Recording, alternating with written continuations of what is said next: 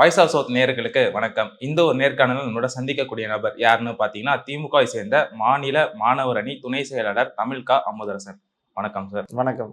போன கூட்டத்தொடர் அப்ப ராகுல் காந்தினா யாருன்னு கேட்ட பிரதமர் நரேந்திர மோடி அவர்கள் பார்த்தீங்கன்னா, இன்னைக்கு அதே ராகுல் காந்தியை கூப்பிட்டு கை கொடுத்து சபாநாயகரை பதவி எடுத்து வச்சிருக்காங்க. இந்த ஒரு விஷயத்தை எப்படி பாக்குறீங்க?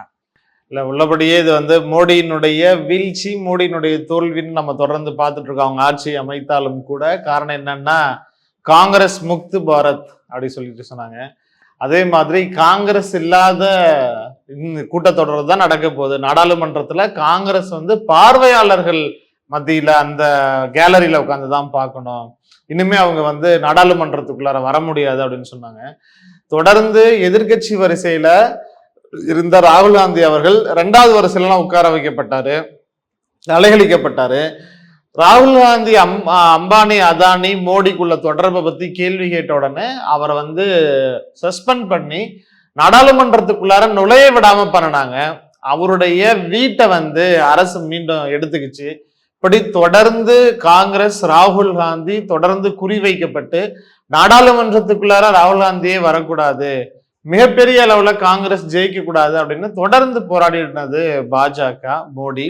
இன்றைக்கு அதே நாடாளுமன்றத்துக்குள்ளார எந்த சபாநாயகரால சஸ்பெண்ட் செய்யப்பட்டாரோ, எந்த பாஜக மோடியினால பார்வையாளர்கள் மன்றத்துல உட்கார்ந்துதான் காங்கிரஸ் இனிமே இந்த கூட்டத்தொடர் எல்லாம் பார்க்கணும், பார்லிமெண்ட் செஷன் எல்லாம் கவனிக்கணும் அப்படின்னு சொல்லிட்டு சொன்னாங்களோ, அந்த நாடாளுமன்றத்துக்குள்ளார அந்த சபாநாயகரினுடைய இருக்கையில அமர வைப்பதற்கு இன்றைக்கு போய் அவரும் அதே ராகுல் காந்தி போய் அவரை அமர வச்சு, அவரை உட்கார வச்சு, அவரை வாழ்த்து சொல்லிட்டு வந்திருக்கிறாரு அப்படின்னு பார்க்கும் பொழுது வரலாறு ரொம்ப வலிமையானது.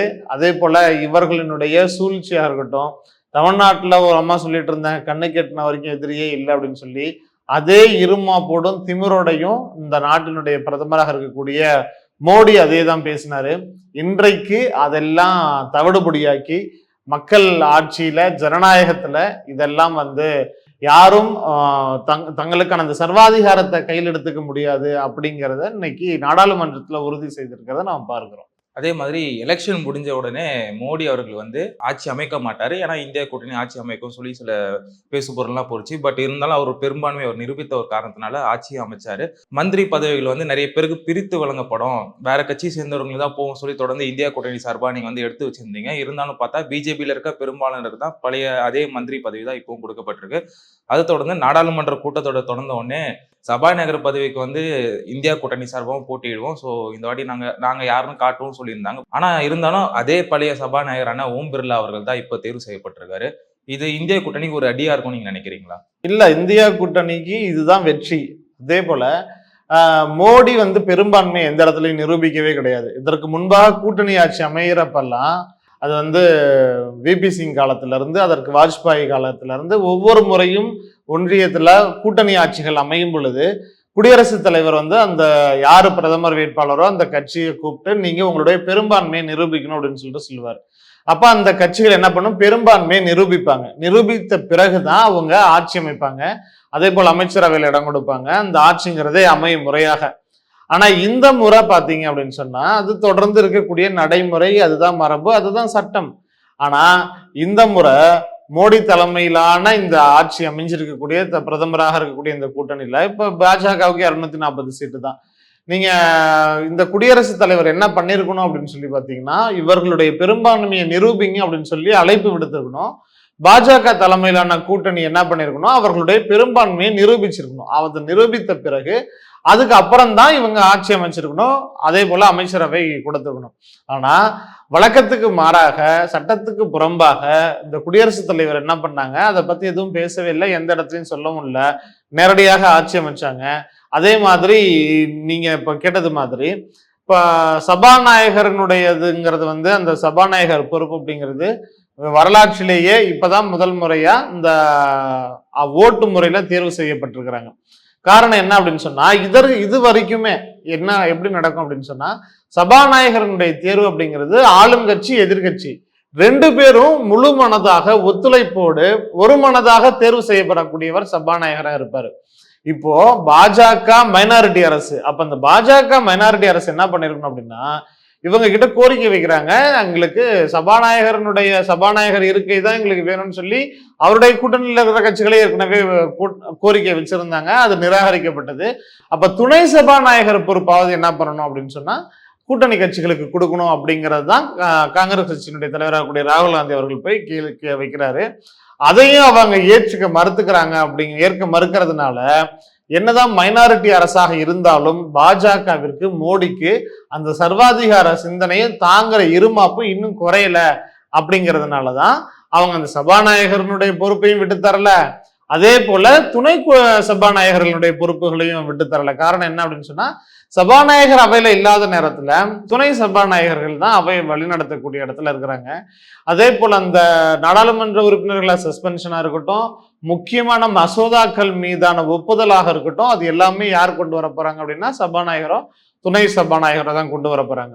அப்ப எந்த மக்கள் விரோத மசோதாக்கள் எல்லாம் எடுத்து வந்தாலும் அதற்கெல்லாம் கூட்டணி கட்சிகளை சார்ந்தவர்கள் இருந்தா அவர்கள் அதை மறுப்பதற்கான வாய்ப்புகள் இருக்குது அப்படிங்கிறதுக்காக.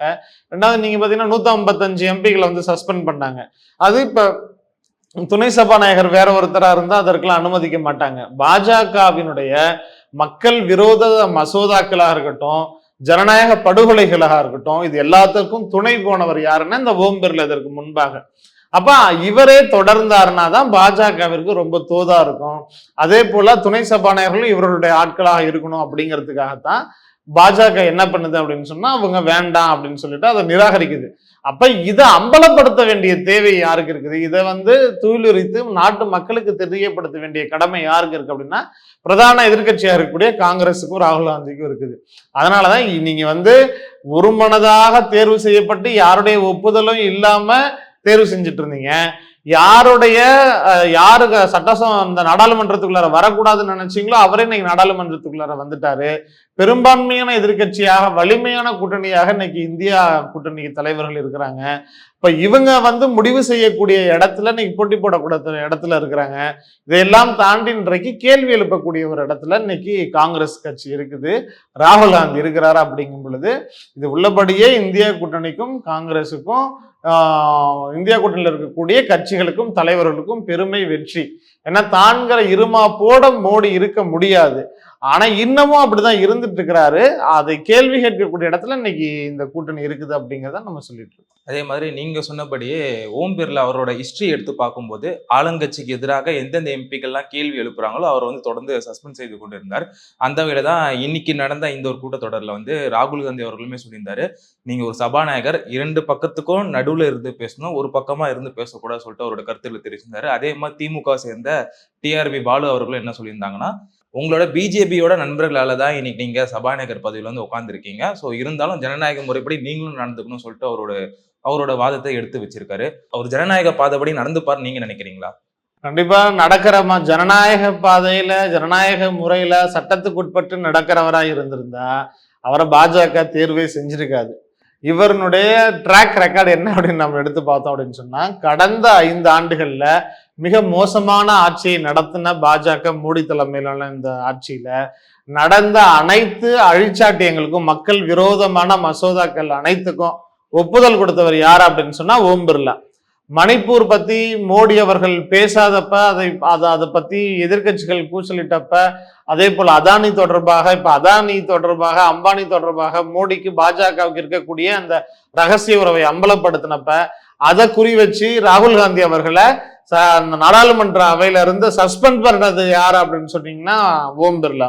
155 உறுப்பினர்கள் சஸ்பெண்ட் செய்யப்பட்டதுக்கு காரணம் யார் அப்படின்னு சொன்னா ஓம் பிர்லா. நாடாளுமன்றத்தினுடைய பாதுகாப்பு யாருடைய கட்டுப்பாட்டுல இருக்குன்னா சபாநாயகர்களுடைய கட்டுப்பாட்டுல இருக்கு. அப்படிப்பட்ட அந்த நாடாளுமன்ற கட்டிடத்துக்குள்ளார கண்ணீர் புகை குண்டுகள் வீசினப்ப அதை பத்தி அந்த நாடாளுமன்றத்தினுடைய பாதுகாப்பு கேள்விக்குறியாகப்பட்டபோது அதை பத்தி எதுவுமே பேசாம அமைதியாக இருந்து பாஜகவிற்கு அடிவரடிட்டு இருந்தவர் யார் அப்படின்னு சொன்னா ஓம் பிர்லா. அப்ப ஓம் பிர்லா இதுவரைக்கும் செய்திருக்கக்கூடிய எல்லா வேலைகளும் பாஜக என்ன கண் காமிக்குதோ, அசைவு சொல்லுதோ அதற்கு தகுந்த மாதிரி பாஜகவினுடைய ஒரு பொம்மை தான் வந்து ஓம் பிர்லாவா இருந்துட்டு இருக்கிறாரு. மோடியினுடைய ஒரு பொம்மை, கை பொம்மையா தான் வந்து ஓம் பிர்லா இருந்துட்டு இருக்கிறாரு. அதனாலதான் 2வது முறையாக அவர் வந்து இந்த அவையினுடைய சபாநாயகரா மோடி வந்து பாஜக முன்னிறுத்தி இருக்குது. அதனால இதை வந்து எதிர்க்கட்சிகள் இந்தியா கூட்டணி எப்படி எதிர்கொள்ள போகுது, எப்படி இவர்களுடைய சூழ்ச்சிகளை முறியடிக்க போறாங்க அப்படிங்கிறது தான் நம்ம எதிர்பார்க்க வேண்டியதா இருக்குதே தவிர, அதை தாண்டி ஓம் பிர்லா வந்து யோகியமா நடந்துக்குவாரு, சட்ட முறைகளை பின்பற்றிக்குவாரு, அவை விதிகளை ஃபாலோ பண்ணிட்டு இருப்பாரு. இன்னைக்கு நீங்க பேசிட்டு இருக்கும் பொழுது எவ்வளவு முறைகேடுகளை தொடங்கிட்டாங்க அப்படிங்கிறத நம்ம பார்த்தோம். விடுதலை சிறுத்தைகள் கட்சியினுடைய தலைவராக இருக்கக்கூடிய தொல் திருமாவளவன் என்ன பண்றாரு, நாடாளுமன்ற வளாகத்துல இருந்த தலைவர்களுடைய சிலைகள் அது மாற்றப்பட்டிருக்குது. அப்ப அதை குறித்து பேசுறப்ப முதல் நாளே பார்த்து பயந்து நடுங்கி என்ன பண்றாரு சபாநாயகர், அவருடைய மைக் ஆஃப் பண்றாரு. இந்த திமிருத்தனத்தை, இந்த அழிச்சாட்டியத்தை உங்களுக்கு யாரு அனுமதி கொடுத்தது? ஒரு சபையில மக்களால தேர்ந்தெடுக்கப்பட்ட ஒரு நாடாளுமன்ற உறுப்பினர், குறைந்தபட்சம் 15 லட்சம் உறுப்பினர்கள், 6 லட்சம் 7 லட்சம் பேர் போட்டு வாக்கு செலுத்தி அவர்களை ஜெயிக்க வச்சிருக்கிறாங்க. ஒரு அடிப்படையான கேள்வி, ஜனநாயகத்துல நாட்டில் நடக்கக்கூடிய ஒரு பிரச்சனை குறித்து, அந்த நாடாளுமன்ற கட்டடத்துக்குள்ளாரையே இருக்கக்கூடிய ஒரு பிரச்சனை குறித்து ஒரு நாடாளுமன்ற உறுப்பினர் கேள்வி கேட்கிறப்ப அதை பற்றி கூட பேசக்கூடாது அப்படிங்கிறதுக்கு அவருடைய மைக்கை அணைக்கிறீங்க அப்படின்னா, இப்ப எந்த அளவுக்கு பயந்து போய் பாஜக கூட்டணி இருக்குது, அந்த ஆட்சி இருக்குது, தொடநடுங்கி போயிருக்கிறாங்க. அந்த சபாநாயகர் எவ்வளவு வலிமை இல்லாத ஒரு ஆளா இருந்துட்டு இருக்கிறாரு. ஆளுங்கட்சியினுடைய மனதை, மோடியினுடைய மனதை குளிர்விப்பதற்காக என்னென்ன வேலையை ஓம் பிர்லா பண்றாரு அப்படிங்கிறது அண்ணன் திருமாவளவன் அவர்களுடைய மைக் ஆஃப் பண்ணதுல இருந்தே நீங்க தெரிஞ்சுக்கலாம். நீங்க தானே பெரும்பான்மையான ஆட்சி நடத்துறீங்க, மெஜாரிட்டியில இருக்கிறீங்க அப்படின்னு சொல்லிட்டு மாறு தட்டிக்கிறீங்க. கூட்டணி கட்சியில இருந்தாலும் அந்த எண்ணம் இல்லாம மோடி நடந்துக்கிறாரு, என்னமோ இவரே அறுதி பெரும்பான்மையில இருக்கிற மாதிரி நினைச்சிட்டு நடந்துட்டு இருக்கிறாரு. ஏன் ஒரு சபையில ஒரு எம்பி ஒரு கேள்வி எழுப்புனா அதை கேட்பதற்கு கூட தைரியம் இல்லாம மைக்கை அணைக்கிறீங்க, முதல் நாளே இவ்வளவு தூரம் பயந்து நடுங்குறீங்க அப்படின்னு சொன்னா, அப்ப ஓம் பிர்லாவினுடைய யோகிதை என்ன, பாஜகவினுடைய யோகிதை என்ன, இவங்க திருந்துட்டாங்களா அப்படிங்கறது நம்ம இன்னைக்கு முதல் நாள் அவை நடவடிக்கைகள்ல இருந்தே பார்த்து தெரிஞ்சுக்கலாம். நேத்து தமிழக எம்பிக்கள் வந்து பதவி ஏற்றாங்க. அந்த ஒரு பதவியேற்ற போது பாத்தீங்கன்னா திமுகவை சேர்ந்த எம்பிக்கள் மட்டும் பதவியேற்று முடிக்கும் போது சில முழக்கங்கள் வந்து எழுப்பினாங்க. வாழ்க தமிழ், வாழ்க பெரியார், வாழ்க முத்தமிழ் கலைஞர் அவர்கள், அது மட்டும் இல்லாமல் வாழ்க ஸ்டாலின், கடைசியா வாழ்க உதயநிதி ஸ்டாலின் அவர்கள் கூட சில பேர் சொல்லியிருந்தாங்க. அதை தொடர்ந்து பார்த்தீங்கன்னா சோசியல் மீடியாவில் எதிர்கட்சிகள் வந்து நிறைய பேர் இந்த ஒரு விஷயத்த பேசும் பொருளாக மாற்றிருக்காங்க, ஒரு விமர்சனங்களையும் எடுத்து வைக்கிறாங்க. இதை நீங்க எப்படி பாக்குறீங்க? இல்ல, விமர்சனம் வைக்கிறதுக்கு அவசியமே கிடையாது. நான் என்ன சொல்றேன், நீ உனக்கு நாடாளுமன்றத்துக்கு போறதுக்கே ஆள் கிடையாது. யாருக்கு? அதிமுகவுக்கு சொல்றேன். அதிமுகவுல இருந்து ஒருத்தராவது ஜெயிச்சு போயிருந்திருக்கலாம். அப்படி ஜெயிச்சு போயிருந்தா அவங்க யாராவது எடப்பாடி பழனிசாமி வாழ்கன்னு சொல்லியிருப்பாங்கன்னு நினைக்கிறீங்களா? யோசிக்கும் போலயே சரி போறது இல்ல. யாராவது ஒரு வேலை 30-40 பேரு இல்ல 39 பேரோ 38 பேரோ திமுக கூட்டணி, ஒருத்தர் அதிமுகவுல இருந்து ஜெயிச்சு நாடாளுமன்றத்துக்குள்ளார போறாங்க, அவங்க யாராவது எடப்பாடி பழனிசாமி வாழ்கன்னு சொல்லுவாங்களா? ஒருத்தன் கூட சொல்ல மாட்டான். காரணம் என்னன்னா, எடப்பாடி பழனிசாமி ஒரு லீடர் இல்ல, அவர் ஒரு தற்குறி அப்படிங்கிறது அந்த கட்சியில இருக்கிறவங்களுக்கே தெரியும். ஒரு இயக்கம் அப்படின்னா தொடர்ந்து இயங்கி கொண்டே இருக்கணும் அப்படிங்கிறது தான் அடுத்த 50 ஆண்டு காலத்துக்கு, அடுத்த 100 நூற்றாண்டுக்கு இந்த இயக்கத்தை வழிநடத்தி செல்வதற்கான இளம் தலைமுறையை தயார்படுத்தி இருக்கக்கூடிய ஒரு நம்பிக்கைக்குரிய ஒரு தலைவராக திமுகவினுடைய இளைஞரணி செயலாளர் எங்களுடைய அண்ணன் உதயநிதி ஸ்டாலின் இருக்கிறாரு. எங்களுக்கு தலைவர் இருக்கிறாரு. எங்க இயக்கத்தை எங்களை வழிநடத்துறதுக்கு, அடுத்த கட்டத்துக்கு எடுத்து போறதுக்கு எங்க கட்சிக்கு, எங்க இயக்கத்துக்கு தலைவர் இருக்கிறாரு. நாங்க மகிழ்ச்சியா கொண்டாடுறோம். உங்களுக்கு தலைவர் இல்ல, நீங்க பேச முடியாம வயிற்றுலையும் வாயிலையும் அடிச்சிட்டு இருக்கிறீங்க. அதனால நான் என்ன சொல்றேன், இன்னும் நம்ம பேசிட்டு இருக்கக்கூடிய சூழல்ல இன்னொன்னு, இப்ப இந்த நாம் தமிழர் சீமான் இருக்கிறாருல, அவரு போய் என்ன பண்ணிருக்கிறாரு, வரலாற்றிலேயே இப்பதான் நீங்க முதல் முறையா ஒரு எதிரிய இதே உருட்டு எல்லா ஊர்லயும், நீ வரலாற்றிலேயே ஒரு தடவையாவது ஜெயிச்சிருக்கியா சொல்றேன். இந்த திமுகவை வரலாற்றிலேயே முதல் முறையா இப்பதான் நான் வந்து எதிரிய நீங்க பார்க்க போறீங்க. உன்னை விட பெரிய, நீ யாருக்கிட்ட எல்லாம் வாங்கி திங்கிறியோ அவனெல்லாம் உன்னோட பெரிய எதிரியெல்லாம் நாங்க பார்த்துருக்குறோம். அதனால வந்து இதே வந்து நாங்க வந்து அந்த உங்களோட எதிர்காலமா அவர் நான் ஒரு கை பார்க்க போறேன். நீ ஜெய், முதல்ல ஏதாவது ஒரு தொகுதியில நின்று ஒரு கவுன்சிலராவது நின்று ஜெயிக்கணும். அதுக்கே துப்பு இல்லாம போயிட்டு யாரெல்லாம் எலும்பு தூக்கி போடுவாங்களோ அங்கெல்லாம் கவ்விக்கிட்டு வாலாட்டிக்கிட்டு அவனுக்காக கூலிக்கு மாரடிக்கக்கூடிய வேலை செஞ்சுட்டு இருக்கக்கூடிய சீமான் போன்ற தற்குறிகள்லாம் இன்னைக்கு வயிற்றுலையும் வாயிலையும் அடிச்சுட்டு இருக்கிறாங்க. காரணம் என்ன அப்படின்னு சொன்னா, நானும் கேட்கிறேன், சீமானை பார்த்து, நாம் தமிழரை பார்த்து, நீ ஏதோ காசுக்கு பொழப்புக்கு வயிற்று கழுவுறதுக்கு இந்த ஒரு கட்சி நடத்திட்டு இருக்கிற, அப்படி கேவலமா கட்சி நடத்திட்டு இருக்கிற நீயே என்ன பண்ற, இப்போ உன் பையனை கூப்பிட்டு போற, என்னது ஒவ்வொரு கூட்டத்துக்கா போயிட்டு அந்த பையனை கொண்டு போயிட்டு எப்படி வசூல் பண்ணக்கூடிய வழிமுறைகள் என்ன அப்படிங்கறத சொல்லி கொடுத்துட்டு இருக்கிறார். உன் கட்சியில யாராச்சும் ஜெயிக்கிறாங்கன்னா அவங்க சந்தோஷமா சொல்லட்டும், விஜயலட்சுமி வாழ்க, இல்ல இன்னும் வேற எத்தனை அணிகள் இருக்கிறாங்கல்ல அவங்க எல்லாம் வாழ்கன்னு சொல்லட்டும். அந்த மாதிரியா இருக்குது இந்த இயக்கத்தை, இந்த கட்சியை, இந்த தலைமுறையினரை அடுத்த கட்டத்துக்கு போராட்ட காலத்துல உதயநிதி ஸ்டாலின் அவர்கள் வந்த பிறகு அவர் கலந்துகிட்டு பிரச்சாரம் பண்ண எல்லா போராட்டங்களும் வெற்றி அடைஞ்சிருக்குது. இன்னும் நீட் தேர்வு அது இந்தியா முழுவதும் அந்த அந்த இன்னைக்கு நெருப்பு பற்றி இருக்குது. தமிழ்நாட்டில் கலந்துக்கிட்டு பிரச்சாரம் பண்ண எல்லா தேர்தல்களையும் நாங்கள் வெற்றி பெற்றிருக்கோம். மக்களால தேர்ந்தெடுக்கப்பட்டு இன்னைக்கு அமைச்சராக இருந்திருக்கிறாரு. இந்த இயக்கத்தை, இந்த கொள்கையினை முழுமையாக உள்வாங்கி கொண்டு அதை அடுத்த தலைமுறையினருக்கு, அடுத்த இளம் தலைமுறையினரை தயார்படுத்தக்கூடிய வேலையை செஞ்சிருக்கிறாரு. நாங்க உற்சாகமா கொண்டாடுறோம். எங்களுக்கு தலைவர் இருக்கிறாரு, நாங்க மகிழ்ச்சியாக வாழ்த்து சொல்றோம். உங்களுக்கு இருந்தா நீங்க சொல்லுங்க அப்படிங்கறத நம்மளுடைய பதில். நாடாளுமன்ற கூட்டத்தொடர் இன்னைக்கே பாத்தீங்கன்னா மைக் ஆஃப் பண்ற சொல்லிட்டு சில விஷயங்கள்லாம் ஆரம்பிச்சிட்டு கூட சொல்லலாம். ஸோ வரக்கூடிய நாட்கள்ல இன்னும் இந்த மாதிரி சம்பவங்கள்லாம் என்னென்ன நடைபெறும் கூட நமக்கு தெரியல. தொடர்ந்து எங்களோட இணைந்து இருந்திருக்கிறது ரொம்ப நன்றி.